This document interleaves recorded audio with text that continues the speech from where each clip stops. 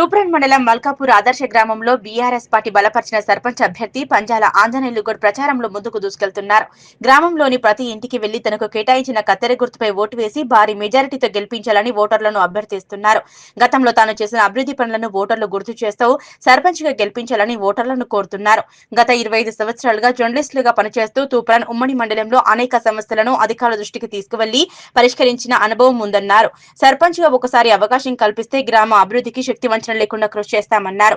నిజాయితీగా ఓటు హక్కును ప్రతి ఒక్కరూ వినియోగించుకుని గ్రామ అభివృద్ధికి సహకరించాలని ఆంజనేయులు గౌడ్ ఓటర్లను కోరారు.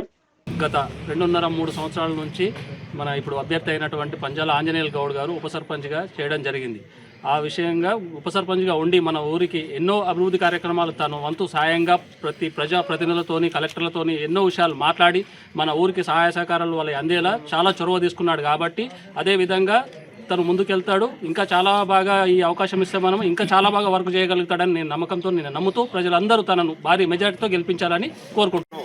ఇప్పుడు సర్పంచ్ అభ్యర్థిగా నిలబడ్డ గారి ఆంజనేయులు గౌడ్ గారికి ప్రతి కులం నుంచి, ప్రతి మతం నుంచి, ప్రతి పార్టీ నుంచి కూడా మద్దతు ఇవ్వడం జరుగుతుంది. ఎందుకంటే నిలబడిన అభ్యర్థులలో చదువుకున్న వ్యక్తి, అన్ని అనుభవం ఉన్నోడు, ఇంతకుముందు ఎంపీటీసీగా ఉప సర్పంచ్గా పనిచేసిండు, అన్ని రకాలుగా మా అనుభవం ఉంది వ్యక్తిని మనం ఎన్నుకుందామని మేము ప్రతి ఒక్కరం కూడా సపోర్ట్ చేయడం జరుగుతుంది. మల్కాపూర్ గ్రామంలో ఉన్నటువంటి ఓటర్ మహాశయులు, సోదరీమణులు, యువకులు అందరూ కూడా ఒక్కసారి ఆలోచించాలి. మరి గ్రామ అభివృద్ధి జరగాలంటే మనం ఎలాంటి వ్యక్తిని ఎన్నుకోవాలని చెప్పి ప్రతి ఒక్కరూ ఆలోచించాలి. గతంలో మా అమ్మగారు ఎంపీటీసీగా పనిచేశారు, నేను కూడా ఉప సర్పంచ్గా పనిచేశాను.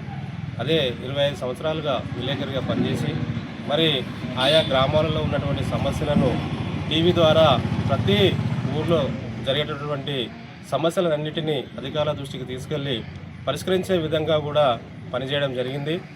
అదేవిధంగా మన గ్రామాన్ని కూడా అన్ని రంగాలలో ముందుకు తీసుకెళ్లాలంటే అందరూ కూడా ముక్త కంఠంతో మరి సహకరించినప్పుడే, మరి బలపరిచినప్పుడే రాజకీయంగా కానీ, ఆర్థికంగా కానీ, సామాజికంగా కానీ మరి గ్రామము అభివృద్ధి పదంలో ముందుకు దూసుకెళ్లాలంటే అందరూ కూడా సహకరించాలి.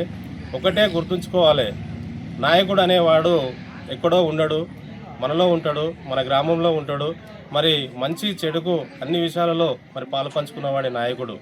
ఏదో ఎన్నికలు వచ్చాయని చెప్పి అప్పటిదప్పుడు వచ్చి నేను నిలబడి మరి నేను అనుభవము ఉన్నా లేకున్నా మరి మద్యంతో, డబ్బుతో మరి ఓటర్లను లోపరుచుకొని నేను గెలిచి మరి ఏం చేయాలనేటువంటి ఒక ఆశయం లేదు, ఒక ఆలోచన లేదు, సర్పంచ్ కావాలి అనేది ఒక ఉద్దేశంతో ముందుకొచ్చే వాళ్లకు మరి మనం ఎక్కడ కూడా తావేయొద్దు.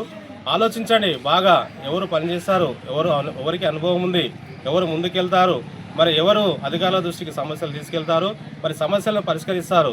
మరి గతంలో ఉన్నటువంటి బీఆర్ఎస్ ప్రభుత్వంలో కూడా మా సర్పంచ్ గారు, మరి మేక్ ఇన్ మల్కాపూర్ యువత మరి అందరం కూడా కలిసికట్టుగా ఉండి మనకు పాడి గేదెలు కూడా తీసుకోవడం జరిగింది.